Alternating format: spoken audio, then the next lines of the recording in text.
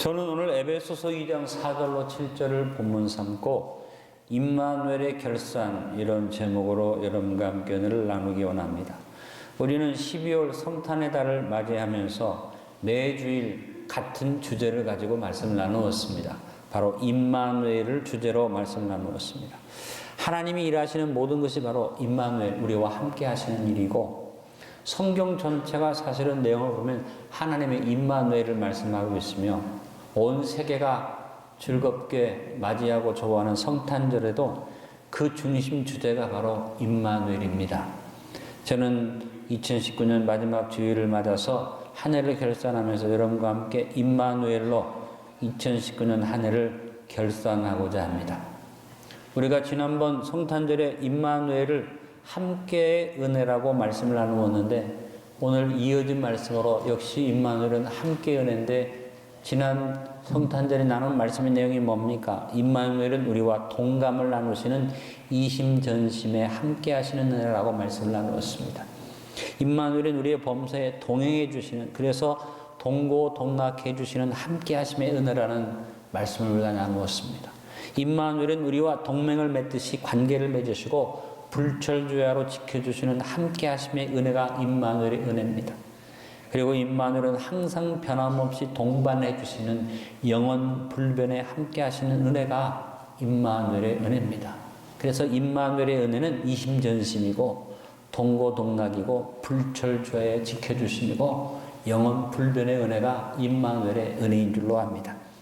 오늘 바울이 본문 속에서 무슨 말을 합니까? 로마의 감옥에 갇힌 바울이 에베소 성도들에게 나는 감옥에 있지만 하나님 임마누엘 하신다 하고 간증하는 간증의 고백으로 이 편지를 보낸 것을 우리가 볼 수 있습니다.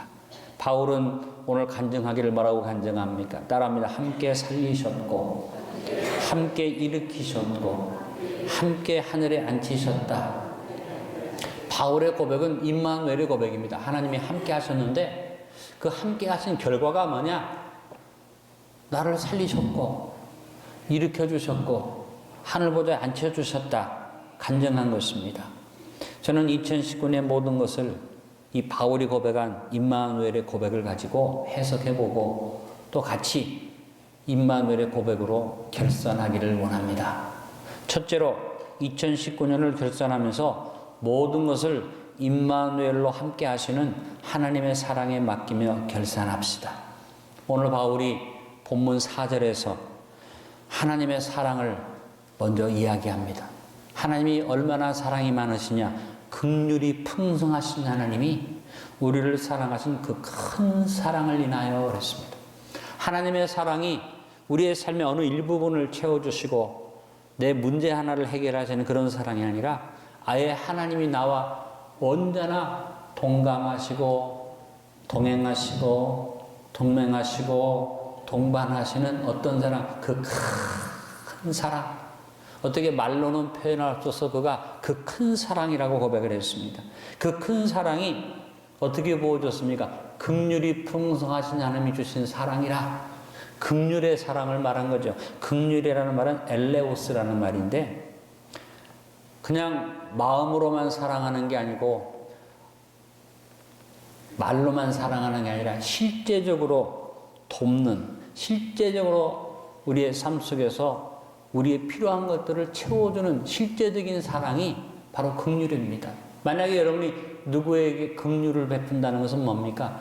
내가 구체적인 도와줄 것을 준비해서 그를 사랑하고 줄 때 그것을 긍휼이라고 말합니다. 엘레오스라는 말이 굉장히 중요한 단어인데 여러분 하나님 앞에 기도하실 때 무엇보다 긍휼을 구하시기 바랍니다. 하나님의 구체적인 사랑을 구하시기 바랍니다. 그래서 지난 성탄절에 말씀을 나눈 대로 동감, 동행, 동맹, 동반의 모든 의미를 포함하는 말이 긍휼입니다. 긍휼은 현재 베풀어지는 실제적인 사랑일 뿐 아니라 현재만 사랑이 아니라 긍휼이라는 것은 앞으로도 하나님이 준비해놓은 예비된 사랑을 긍휼이라고 말합니다. 바울은 고린도전서 2장 9절에서 하나님께서 우리를 사랑하사 베푸신 긍휼이 오늘에만 주어진 게 아니라 하나님께서 우리의 미래에도 그 긍휼로 함께 한다고 고백합니다. 기록된 바 하나님이 자기를 사랑하는 자들을 위하여 예비하신 모든 것은 눈으로 보지 못하고 귀로 듣지 못하고 사람의 마음으로 생각하지도 못하였담과 같으니라. 여러분, 내가 쓰다가 남아서 남을 주는 게 아니고, 내가 못 쓸 것을 그냥 나는 버리기 아까우니까 주는 것이 아니라, 상대방이 기대할 수 없었던, 눈으로 보지 못하고 귀로도 듣지 못하고 마음으로 생각지 못한 놀라운 것을 준비해서 주는 사랑이 긍휼인데, 2019년에 마이너스 됐습니까? 문제가 있었습니까? 2019년에 좀 어렵습니까? 오늘 하나님의 그 큰 사랑을 바라보시고, 하나님 여러분을 위해서 예비하신 사랑을 믿으시고, 그 큰 사랑에 맡기며 이 한 해를 결산하시길 간절히 바랍니다. 하나님의 그 큰 사랑을 확신하고 그 큰 사랑의 모든 맡기면서 우리가 당연히 하나님의 큰 사랑에 의지해서 이 한 해를 결산할 때 우리의 결산이 풍성한 결산이 될 줄로 믿습니다. 하나님의 사랑, 그 큰 사랑을 언제나 노래하고 기억하면서 맡깁시다. 두 번째, 2019년을 결산하면서 예수 그리스도와 함께 죽었음을 고백하며 결산합시다. 오늘 본문 5절에서 바울이 우리 인생이 어떤 것인가를 한마디로 정의를 내려주었습니다. 인간이 뭡니까? 산다는 게 뭡니까? 바울이 한마디로 인생이 결국 죽는다고 말하는데 결론 내립니다. 허물로 죽은 우리. 인생은 별거 없습니다. 권세가 많다고, 재물이 많다고, 명예가 있다고 자랑해도 죽습니다. 왜 죽습니까? 허물 때문에 죽습니다. 허물이 뭡니까? 죄의 결과가 허물입니다. 죄는 내가 행위로 마음으로 지었는 거지만 그 결과로 허물이 다가옵니다. 허물이라는 말은 파랍토마라는 말입니다.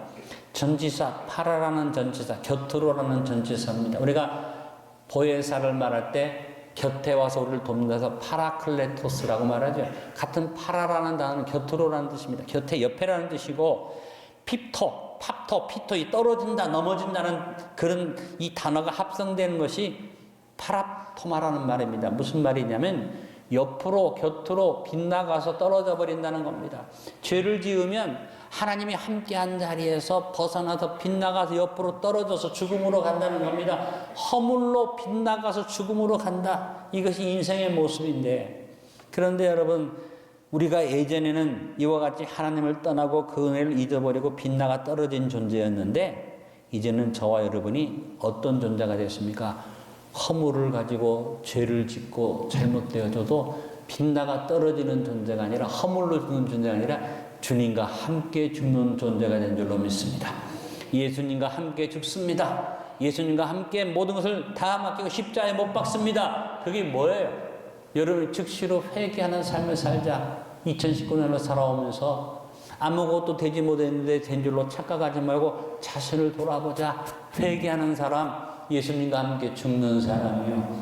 예수님과 함께 매사에 나는 죽었습니다 하고 맡기는 것이요. 그래서 반구적의 결과가 뭡니까? 다 내 탓입니다라고 고백하는 것이죠. 내가 잘못입니다라고 고백하는 것입니다.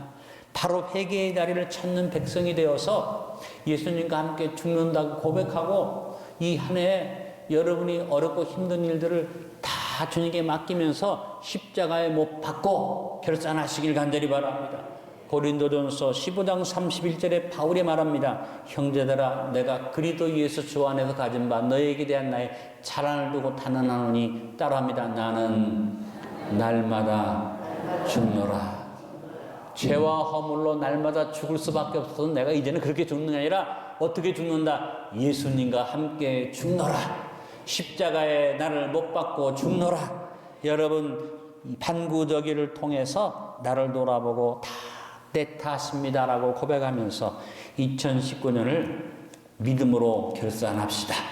주님 앞에 나를 죽이고 엎드리면 주님께서 그것을 보시고 그 결산에 살아나는 축복을 주실 줄로 믿습니다. 오늘 세 번째, 2019년을 결산하면서 예수 그리스도와 함께 살아나고 일으키심 받았음을 고백하며 결산합시다. 오늘 바울은 임마누엘에 대해서 5절로 6절에 더 정확하게, 더 분명하게 이렇게 말합니다. 허물로 죽었는데 우리를 그리스도와 함께 살리셨다. 또 설명합니다. 너희는 은혜로 구원받은 것이다.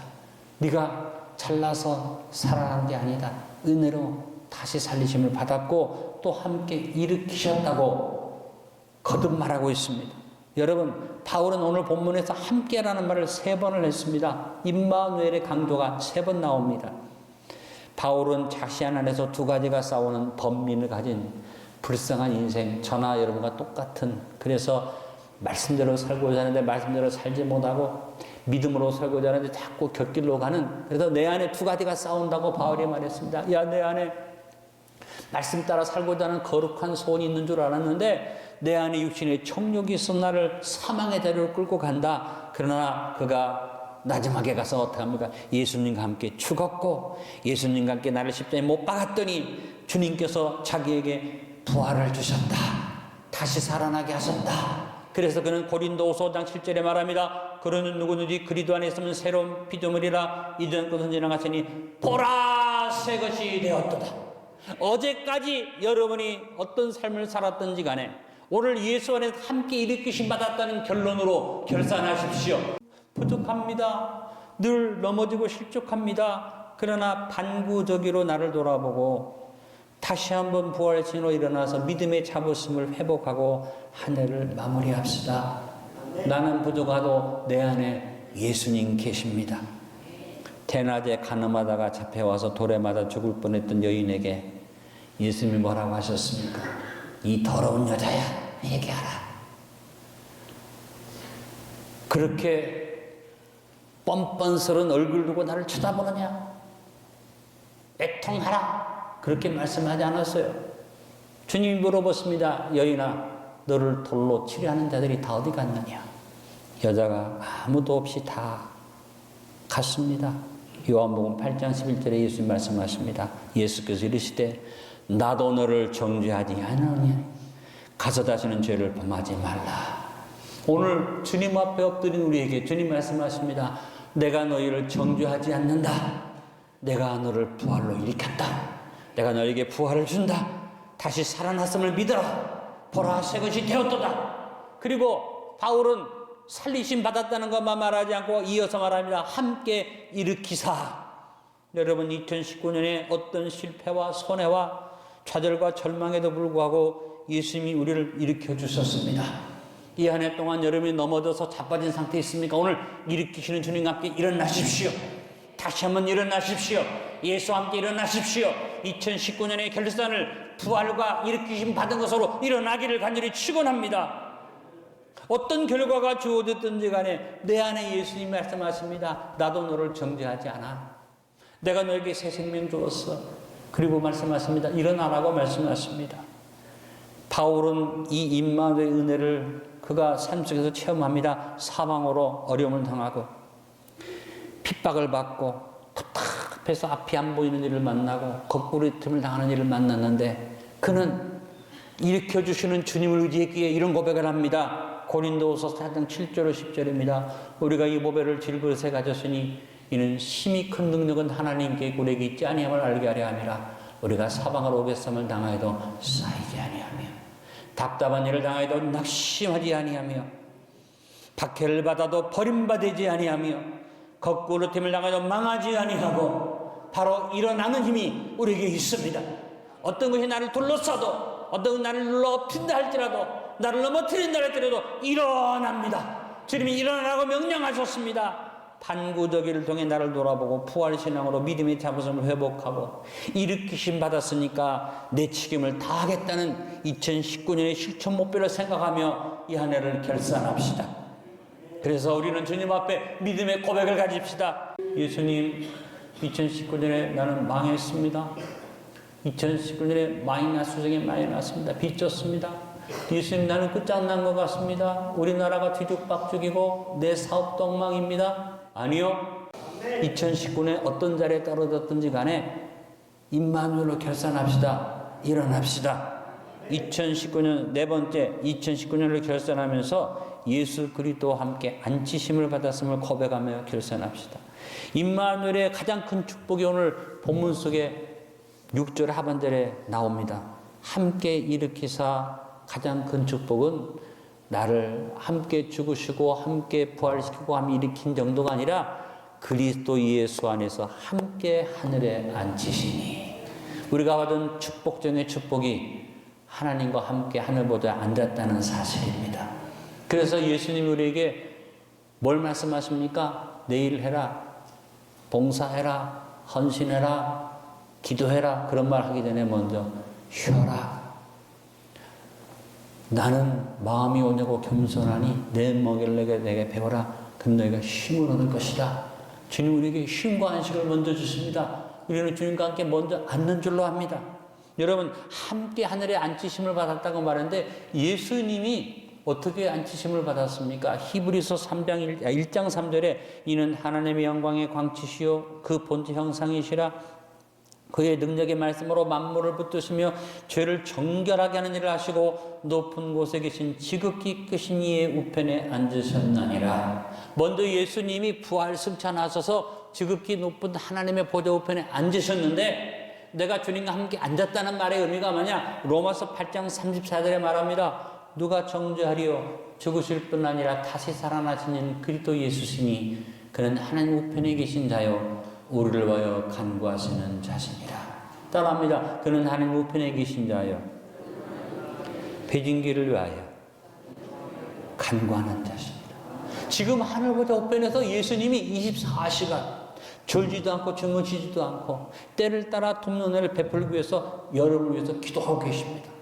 그러면 나는 예수님과 함께 하늘보좌에 앉은 것입니다. 내 위치가 이제는 하늘보좌에 앉은 위치입니다. 아담에게 하나님이 범죄한 아담이 너 어디 있느냐 먼저 물어보셨어요. 오늘도 주님 우리에게 똑같이 물어봅니다. 너 어디 있니? 예, 나는 주님 보좌 위에 주님과 함께 앉아 있습니다. 이 고백이 있기를 간절히 바랍니다. 그러니까 이제 우리는 다른 것 할 필요 없습니다. 히브리서 12장 2절의 말씀처럼 믿음의 주요 온전케 하신 예수를 바라보자. 그는 그 앞에 있는 기쁨을 위하여 십자가를 참아서 부끄러움을 개의치 아니하시더니 어디에? 하나님 보좌 우편에 앉으셨느니라. 그 앉으셔서 저와 여러분에서 기도하시잖아요. 반구더기를 통해 나를 돌아보고 믿음의 자부심을 회복하며 내 책임을 다하겠다는 결심으로 큰 권세를 확신하고 2019년을 결산합시다. 예수님과 함께 앉은 정도가 아닙니다. 내가 예수님의 보좌에 같이 앉아서 나를 위해서 기도하신 주님을 믿으면 어떤 축복이 있습니까? 바로 주님이 나를 품에 안으시는 줄로 믿습니다. 그냥 하늘보좌 우편에 앉혀주셔서 그냥 앉아있는 게 아니라 아예 주님이 나를 품에 안으신 겁니다. 앉히신 겁니다. 말씀하십니다. 오늘도 찬송이 말했습니다. 내가 너의 마음을 알고 내 슬픔을 알고 너의 아픔을 아는데 말씀하신다고 말씀하십니다. 네가 나의 기쁨이고 내 사랑이고 내가 너를 위로한다고 말씀하셨습니다. 여러분 주님 품에 맡기고 품에 안겨서 2019년 결산합시다. 오늘 말씀의 결론을 맺습니다. 임마누엘의 함께 하심의 은혜의 결과를 붙들고 2019년 결산합시다. 반구더기를 생각하면서 1년을 살아왔습니다. 반구더기를 통해서 하나님의 그 큰 사랑을 확신하고 그 큰 사랑에 모든 맡기면서 2019년을 결산합시다. 나를 돌아보아 다 내 탓입니다라고 예수 그리스도와 함께 죽음을 고백하며 2019년을 결산합시다. 자신을 돌아보아 부활신앙으로 믿음의 자부심을 회복하며 일으키심 받았으니 책임을 다하겠다는 결심으로 2019년을 결산합시다. 예수 그리스도와 함께 앉히심을 받은 권세를 확신하며 주님 발에 안겨서 2019년을 결산합시다. 여러분 2019년에 임마누엘의 결산이 뭐냐? 따라합시다. 함께 죽고 함께 살아나고 함께 일으키심 받고 함께 하늘에 앉히심 받았다. 이게 우리의 결산입니다. 믿으십니까? 함께 하시면 임마누엘의 은혜로 한 해를 결산하고 승리의 걸음으로 새해를 맞이하시기를 예수님의 이름으로 부탁합니다.